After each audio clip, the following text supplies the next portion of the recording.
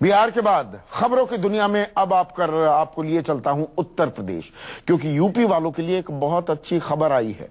अब यूपी के लोग शिकायत नहीं कर पाएंगे कि अखिलेश के सैफई और आजम के रामपुर बिजली से गुलजार रहते हैं, लेकिन उनका शहर अंधेरे में डूबा रहता है, क्योंकि उत्तर प्रदेश में बिजली पर वीआईपी कोटे का खेल अब खत्म हो रहा है। यानी अब सत्ताधारी पार्टी के विधायक मंत्री अपने रसूख के दम पर अपने इलाके को ज्यादा बिजली नहीं दिला पाएंगे।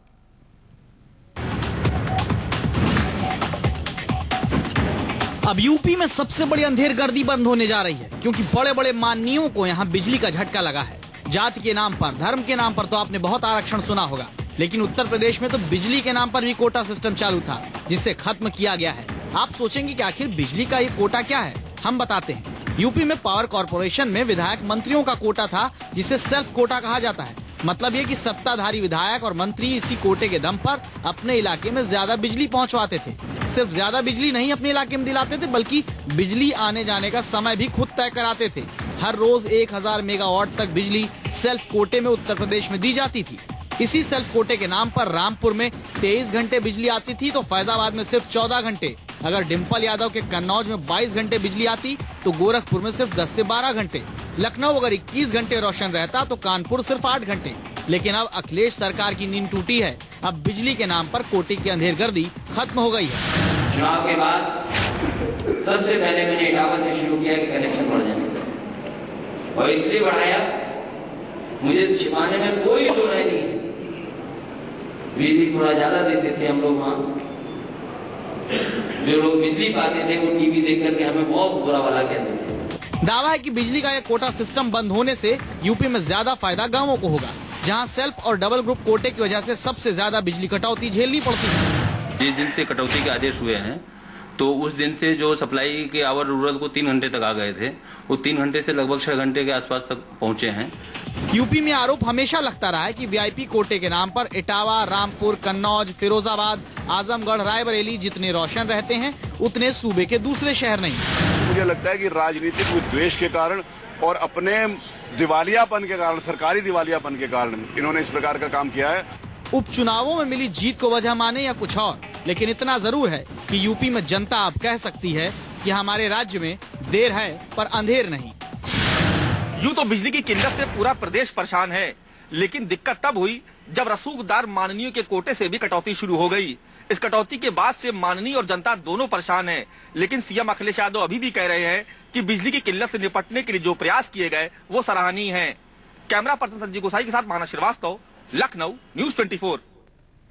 तो इसे सादी सरल भाषा में कहूं तो बिजली का जो कोटा राज था, हावी था उत्तर प्रदेश में, बिजली को लेकर जो आरक्षण था, वो अब खत्म करना पड़ रहा है समाजवादी पार्टी को। तस्वीर कैसी थी कुछ दिनों पहले तक, या मैं कहूं आज तक तस्वीर कैसी थी उत्तर प्रदेश में, यह तस्वीर आपको यहां पर दिखाता हूं। यूपी में बंद हुआ यह बिजली का आरक्षण, हम कह रहे हैं राजधानी दिल्ली की तरह अगर मैं यूपी की राजधानी लखनऊ की बात करूं, तो वहां पर 23 घंटे 31 मिनट बिजली आती थी, लगभग 24 घंटे लगातार बिजली दी जा रही है। जबकि मैनपुरी, ये मुलायम सिंह यादव सर्वे सर्वा है समाजवादी पार्टी के, उनका इलाका है 22 घंटे 27 मिनट। हालांकि अब तो उन्होंने आजमगढ़ को अपना लिया है, लेकिन इलाका यही है। उसके साथ सटा है इटावा गांव, उनका पड़ता है। इटावा में 21 घंटे 42 मिनट बिजली आती थी। अब थोड़ा सा हम ऊपर चलेंगे, कन्नौज का इलाका है, डिम्पल यादव का इलाका है, अखिलेश यादव की धर्मपत्नी है। 21 घंटे 27 मिनट वहां पर बिजली आ रही है। 21 घंटे 27 मिनट। आम आदमी रोता रहता है, आम यूपी वासी रोता रहता है। अगर हम उत्तर की तरफ चले, रामपुर की बात करें, आजम खान दबंग नेता हैं, वरिष्ठ नेता हैं समाजवादी पार्टी के, 22 घंटे 14 मिनट वहां पर बिजली आती है। ये तमाम वो इलाके हैं जहां पर जो हुज हून है ना, जो वीआईपी लोग हैं, उनका इलाका है। प्रधानमंत्री के काशी का भी काया पलट होता दिखा है। वहां पर 19 घंटे 9 मिनट बिजली आ रही है, क्योंकि केंद्र सरकार से आपको पैसे लेने होंगे ना। हालांकि लगातार बिजली संकट के लिए आरोप अखिलेश यादव केंद्र सरकार पर ही लगाते रहते हैं कि भाई कोयला नहीं देते तो हम करें तो क्या करें।